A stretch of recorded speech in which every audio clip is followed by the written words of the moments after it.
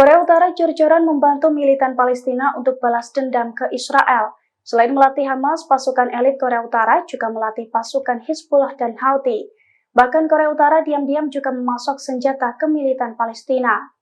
Dilansir dari Tribunnews.com pada Kamis 18 Januari, bantuan Korea Utara itu diketahui dari laporan dari salah satu kantor berita Israel. Dalam laporan tersebut dijelaskan bahwa pasukan pertahanan Israel atau IDF menemukan banyak senjata buatan Korea Utara di jalur Gaza di tengah perang Hamas-Israel. Di sisi lain, Korea Utara juga disebut mengutus perwira intelijennya ke Gaza untuk memberikan pelatihan ke Hamas.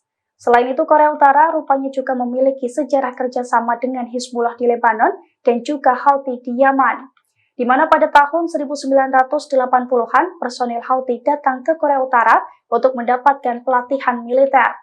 Kemudian di tahun 2000-an pelatih dari Korut datang ke Lebanon untuk melatih Hizbullah membangun bunker bawah tanah.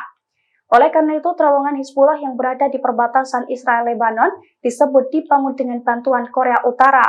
Tanya itu, Korea Utara diduga mengirimkan roket Grad dan Katyusha kepada Hizbullah. Korea Utara juga membantu Iran membuat beberapa jenis roket yang kemudian dikirimkan kepada Hizbullah. Download Tribun X sekarang, menghadirkan lokal menjadi Indonesia.